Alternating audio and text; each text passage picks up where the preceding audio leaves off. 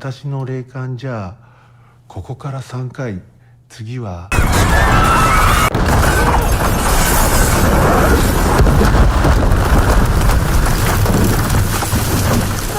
你敢想象吗？一个连几万日元赔款都无力承担的落魄醉汉，仅凭几句灵感预言，接连预判爆炸事件与地点，戏耍东京一众警力，让整座城市陷入恐慌。本片是入围第49届日本电影学院奖的悬疑佳作爆弹，豆瓣评分7.2分。市面上多数爆炸题材影片同质化严重，依赖爆破特效和动作场面吸睛。本片则聚焦狭小审讯室，依靠对话与心理博弈营造窒息氛围，是一部深挖人性与社会现实的悬疑作品。故事始于一场街头斗殴，铃木醉酒后因身无分文，踹碎便利店外的自动贩卖机，打伤店主，被警方逮捕。警员等等力告知他，补齐10万日元修理费与医药费这件事就过去了。这笔钱铃木无力承担，他这件事向薪资微薄的等等力借钱。走投无路之下，铃木声称自己有预知灵感，能提供即将要发生的灾难的線索，希望免去处罚。在询问等等力得知距离10点仅剩5分钟后，他直言10時ぴったり、秋葉原の方できっと何かありますよ。起初在场警员都不以为然，只有等等力出于职业谨慎，安排同事一室去汇报情况。一室刚推开办公室的门，秋叶原居然真的发生了爆炸，人群惊恐地四散奔逃。铃木随即又发出预告，1小时后爆炸会再次发生。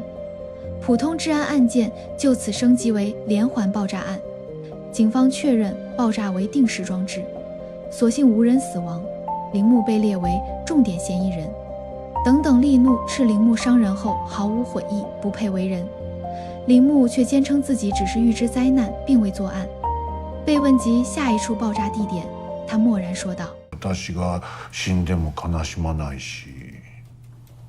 等等力告訴他，被害者はみんな軽傷ですんだ。ああ、そうですか。だからあんたはまだ殺人犯じゃない。まだ引き返せる。次の場所わからない？铃木却提出灵感不够，想要看电视获取更多灵感线索，被当场拒绝。11点到了，等等力上一秒刚刚嘲讽他的预言失效，下一秒东京巨蛋爆炸的消息便传来，造成2人重伤。案件的严重程度已经大大超出了警察们的预料。总部派遣了搜查一课轻工和类家来接手调查。等等力给他们梳理案情，判断铃木这种性格的人大概率单独作案，但是动机至今不明。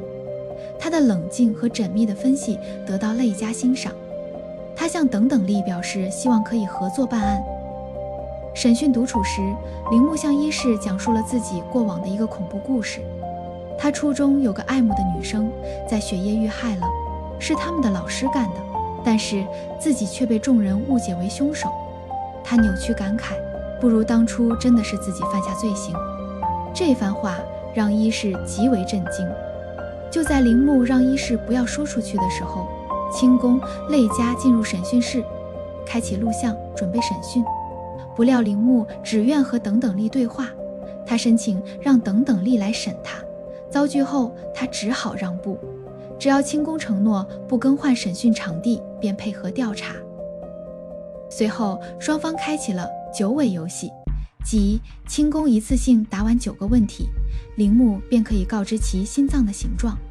审讯中铃木神神叨叨的，仿佛状态恍惚，直到0点才说出一个关键人名长谷部有光。在场的人都知道他是个资深老警员，提携过多届后辈，现任局长也曾受他栽培。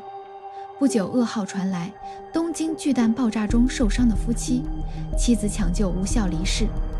铃木从轻工神色猜出结果，却表现得异常兴奋。轻工皱眉问他没有亲人吗？他坦言自己无亲无故，无人挂念。轻工却发现他近期还修剪过头发，好像并不是他表现出来的那般颓废消极。当铃木借口上厕所离场后，清宫分析他种种出格行为，也许只是想通过哗众取宠的方式证明自身价值。另一边，沙良与史吹拿着铃木照片去事发便利店走访排查，一无所获，还险些被居民偷拍泄露案情，苦苦劝说对方才愿意删除视频。史吹抱怨この部屋の便所が爆発すりゃいいのにな。同感。新一轮审讯开始，铃木一边念叨着晦涩难懂的语句，一边慢慢竖起手指。清宫听不懂，而类家结合古老计时法与日语谐音，破译出爆炸时间为凌晨4点，地点在9段下报刊店。警方连夜去搜查，半天都无果。沙良推测炸弹可能藏在送报摩托车底部，史吹沿路拦截，真的在摩托底下找到了一部手机，之后又成功查获多辆载弹车辆，仅剩一辆来不及阻拦。在炸弹仅剩15秒爆炸时，史吹果断骑上摩托全速行驶，在爆炸前1秒跳车，车被惯性甩飞，在远处爆炸，危机成功化解。经检测，这个炸弹制作原料普通，工艺简单，普通人也可以制作。而且警方查到，铃木曾应聘过该报刊送报员，虽未入职，却有机会接触车辆，他的嫌疑进一步加重。之后，铃木又预告了11点的新爆炸，并提及自己曾做过流浪汉，流浪时想睡觉，却常被附近幼儿园歌声打扰。清宫认为他的下个目标应该是幼儿园、托儿所等场合，立刻疏散全城幼儿园。类家察觉这是铃木的圈套，可能并不是最终谜底。着急的清宫却并未理会。铃木第2次如厕时遇到医师看他不爽很久了，把他按在门板上。为了不被打，铃木向他透露自己流浪时结识过一个友人，对方比自己先有住所，还邀请自己去住了一段时间。医师追问住址，铃木提出条件，只要帮他找回并删除遗失手机里的私密照片，就全盘托出真相。医师非常心动，但实在抽不开身，只能委托外出办案的史吹、沙良帮忙。2人在餐厅找到破碎了的手机，在手机壳内发现一处陌生地址。与此同时，等等力根据线索去拜访长谷部有光的妻子明日香，揭开陈年旧事。长谷部有光曾因职场压力办案失态，他的心理医生因为蝇头小利泄露了这件事，导致全家引来网暴，不堪羞辱的他卧轨自杀。铁路公司还向明日香索要巨额赔偿。这场灾难让家庭破碎，儿子陈马离家出走，明日香常年抑郁，靠药物度日。警方完成幼儿园疏散后，以为这下稳妥了，却没想时间一到，爆炸的却是几公里外的公园，数十名流浪者伤亡。铃木说道：よかったですね。子供じゃなくてただ飯を食うような連中でよかったですね。类家至此才彻底识破他的圈套。铃木看向盛怒的清宫，伸出一根手指指着他，发问：今ほっとしていますか？接连失利的挫败与被羞辱的恼怒让清宫彻底失控，当众掰弯了铃木的手指。医师见状慌忙遮挡摄像机，而这恰恰是铃木的目的。他风里风气地宣布审讯进入第2回合，要求警方更换人员来与他对决。与此同时，史吹、沙良根据地址找到一间杂乱民房，地上满是垃圾灰尘，桌上摆满化学实验器材，投影循环播放着长谷部有光的视频。史吹打开一扇门，惊讶地发现了被绑在椅子上早已死亡的陈马。走进房间，他不慎踩中机关，急忙提醒搭档。可沙良理解错了意思，边走入房间边说道：下一秒，炸弹瞬间引爆。史吹奋力护住沙良，腿部遭受重创，还好等等利益行人及时赶来，将2人救下。警局内，心态崩盘的清宫申请退出审讯，内家接手主导调查。众人得知民房爆炸、史吹受伤的消息后，一是才发觉自己被铃木戏耍，却因证据不敢说，也不能说，只能作罢。内家认为，既然铃木能够引导警察去找到陈马，他一定认识陈马，于是他判断铃木与陈马是共犯。刚好陈马身为前警员之子，又是化学专业出身，具备制作炸弹、策划爆炸的能力。铃木反问内家是否有过杀人的念头，内家坦然回应：あるに決まってんだろ。来る日もなぜきっと捕まらない方法もご存知でしょう。面倒だからだよ。割に合わない。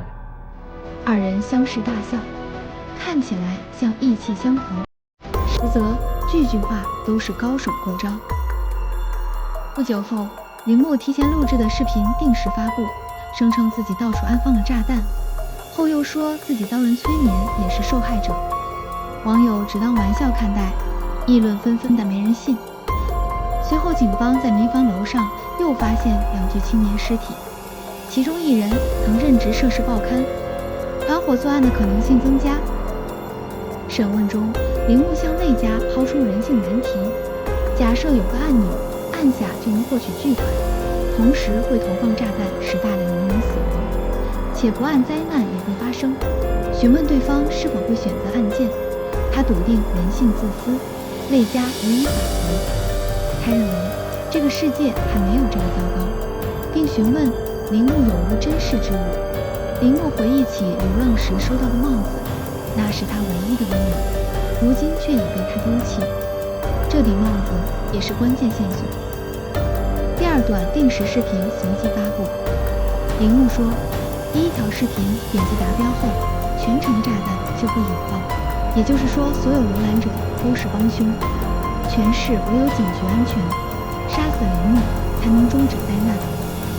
内家据以上所有线索推断，下一次爆炸时间很有可能为下午4点，也就是长谷部有光的自杀时间，地点在其卧轨的铁路沿线。等等力收到任务，去走访陈马等人曾经的室友，确认几人性格阴郁，有报复社会的倾向。在返程途中，他说起自己和长谷部的往事。在当年那件事发生之后，等等力接受了记者的采访。记者问他对于这件事的看法，等等力表示他理解，这给警局造成了非常不好的影响，警局只能亲自出面道歉，但是等等力从来没有后悔过，因为长谷部有光是他的好搭档，是值得他去维护的好哥们。他认为这其实是社会的错，怎么能因为一件事情就把一个人的品格全盘否定呢？他觉得这是不对的。聊起这件事儿，突然让等等力获得了灵感，他猛地调转方向。警方排查铁路沿线亦有警徽，这时等等力打电话说，他调查到另一个青年曾经从事给贩卖机补货的职业，炸弹很可能藏在贩卖机里，但一切都来不及了。迫于民众压力，运营方决定提前解封线路。人群涌入车站的瞬间，贩卖机内炸弹引爆，现场伤亡惨重。铃木好整以暇地宣布：“これからですよ。3回戦はまだ残っていますよ。最後の爆弾。”他念出诗句，内家根据作者锁定关键人物明日香，真相终于揭晓。原来当时铃木流浪时结识的友人正是落魄的明日香，那顶帽子正是他所赠。明日香本想重启生活，却发现儿子陈马策划爆炸报复社会，母子争执中，他冲动杀死儿子。走投无路的明日香求助铃木，铃木明知被利用，仍选择帮他掩盖罪行，却因不了解陈马的完整计划，最终露出破绽。而他的计划则是趁民众因网络视频聚集警局时，让明日香趁机带炸弹混入警局。警察因认识他，未加阻拦，他想要面见铃木，用炸弹了结一切。沙良不愿他一错再错，拒绝引路。明日香只好拨通引爆装置的电话，可是炸弹却毫无反应。几乎在同一时刻，泪家彻底看透铃木的布局。他给明日香的是无法引爆的炸弹，真正的炸弹还是在他自己手里。只要炸弹不爆炸，案件无法收尾，所有人就会永远困在他的游戏里。铃木露出复杂的笑容，警方准备将他带走。泪家说道：アスカの本心は自首しろと命じてもらいたかったんじゃないか。信頼できる誰かから。铃木不以为然，泪家坚定表示，无论世事残酷与否，自己都不会逃避。影片最后，传说中的最后一枚炸弹始终没有被找到，就连它是否真实存在都无人知晓。这是一场心理博弈，整部影片将主战场设在逼仄的审讯室，没有血腥厮杀，言语交锋和心理对战便是最尖锐的对抗。影片的核心从来不是搜寻炸弹，而是探寻一个普通人走向极端的深层原因。铃木是生活里随处可见的平凡人，有爱好，也曾拥有真挚的情谊。可这样一个普通人，却搅动了整座城市的安宁。这正印证了汉娜·阿伦特提出的平庸之恶。邪恶并非只属于穷凶极恶之人，当个体长期遭受偏见、冷漠与不公，逐渐放弃道德坚守，平凡人也会酿成巨大的灾祸。铃木用寓言和谜题挑战整个社会的安全感，体系庞大的警务队伍屡次陷入被动，暴露出社会治安体制的根本弊病，也折射出当下网络暴力横行的社会问题。泪家与铃木的对峙是正义与人性幽暗面的较量。影片没有给出非黑即白的标准答案，而是用耐人寻味的结局留给观众长久的思考。其实真正可怕的从不是找不到的炸弹，而是藏在社会各处里的偏见、冷漠与恶意。当舆论肆意伤害弱者，每一份漠视都可能成为悲剧的导火索。这部作品借着连环爆炸案敲响警钟，它抛出的人性拷问直击人心，也让我们明白，即使人人都有自己的阴暗面，但能守护善良与公正，才能真正体现人的伟大。